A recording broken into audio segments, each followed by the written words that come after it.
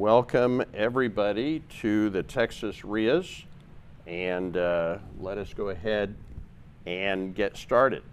Tell me if you can't see me or if there's something goes wrong technically. Hopefully this is going to work.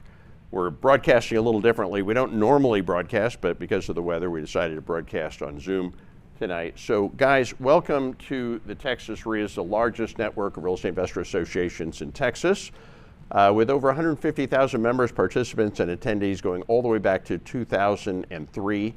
The Texas REIAs provides all kinds of resources to Texas real estate investors, including market data. I'm going to give you some very quick market data because people ask what's going on in the marketplace.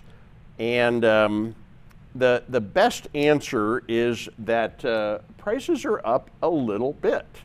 So what does that mean? Well, let's talk about that.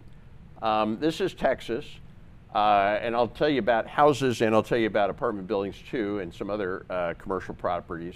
But the average house price in Texas is up to $429,000, up 4.6% versus a year ago. Median price in Texas is $340,000, up 1.5% in Texas compared to a year ago. Now, if you want to look at one data point, and just one data point that will kind of tell you about the health of the marketplace, it would be that one right there, months of inventory. What is months of inventory? The best way to look at months of inventory is this. If you took all the houses for sale and you stopped adding any more houses to sell on the MLS, you just took the houses that are for sale on the MLS right now and you didn't add any more, how long would they last? How long before the shelves are empty? How long before we sell all the houses that are available for sale? And the answer is 4.2 months, okay? Which also is the average amount of time to sell any one house. Some more, some less, but that's months of inventory. Now let me put that into perspective. They say if there's less than 6 months of inventory, you're in a seller's market. If there's more than 6 months of inventory, you're in a buyer's market. If there's right around 6 months of inventory, you're in a neutral market. So we are in a seller's market. Now, a year ago, we had 3.4 months of inventory. We had a hot seller's market. Now we have a lukewarm seller's market. But we never went into a buyer's market since COVID. Never happened. It's just settled down. Now, if you look at the history, in 2021, prices in Texas went up 18% in 1 year. 2022, they went up another 10.7%. And then in 2023, flat. Why did they flatten up? Right, interest rates went up, making houses less affordable, right? Real estate doesn't really care about interest rates, but it does care about supply and demand. So when interest rates go up, less people can afford them, demand goes down. But there was an offset. What was the offset? Okay, normally 2/3 of the houses for sale are resale and 1/3 are new construction. That's normal. Right now it's inverted. Right now 2/3 of the houses are new construction and only 1/3 is resale. Why aren't people selling their houses? Because they got one of those 3% mortgages and they don't want to give it up. So there's all this inventory being held off the market. The economy is not bad. People should be selling their house, buying a bigger house. They're not, okay? In fact, we have a problem on a national basis, another problem. We're in the middle of a housing shortage. Who's heard of that? Housing shortage? Yeah, we have 6 million fewer houses, okay, than we need for the amount of people that need a place to live. And what does that do? That pushes prices up. So inventory, available market for sale is down. Number of construction is down. So even though the demand is down, the supply is also down. And when the demand goes down and the supply goes down, the market flattened out. So 2023 flat, 2024 flat. At the end of 24, it just started to come back a little bit. So we're up about 4.6% compared to a year ago. And I'll give you some drivers in a minute, but I will say this. We're not the National Board of Realtors. We're not here to try to persuade you of a particular outcome. There are groups out there that always say the market's going up, the market's going up. We're not here to sell you something or convince you of something.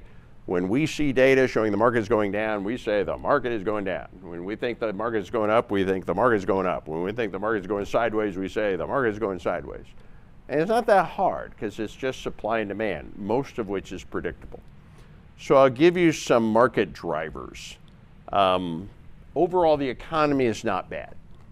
You know, consumer confidence, it's an arbitrary opinion that people have about the economy. Anything, it's ranked on a scale of 0 to 200. If the score is over 100, people are confident. Under 100, people are scared. Right now, it's 105, so people are a little. Unemployment rate, under 5% is good. We have great unemployment. Job growth, we're building lots of jobs here in Texas. Stock market doesn't directly affect real estate. But when people have money in their 401k, when the stock market's performing well, people feel a little wealthier and they're a little more likely to buy real estate. And business is growing. So all the economic drivers are all positive. Housing affordability, interest rates, red. They went up. When interest rates went up, houses became less affordable. So that's pushing prices down. Price trajectory is flat. That's not up, that's not down. Housing supply, active listings flat, months of inventory is low. We're still in a seller's market. We never left the seller's market.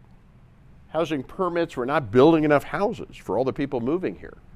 And then construction labor, we're not building enough new contractors. If you have a teenager, you know, here's some advice. Don't send them to college. Buy them a hammer. You guys know what contractors are making right now? It's crazy. Yeah, the average contractor is 58 years old, and they're getting older, and they're not getting replaced. Right? Plumbers, I know a lot of plumbers making $1 million plus. $1 million plus. You know, don't send your kid to college. Give them a hammer, right? No student debt, much more money, much better job, doesn't have to work for some idiot. And, you know, you don't need a college degree to do that. Housing demand, closed sales trajectory flat, pending sales trajectory flat, a lot of flat. But this last bullet should be the biggest bullet on the page, migration. This really determines the demand more than anything else. What is migration? The ratio of people moving in versus people moving out. Last year, California lost 500,000 people.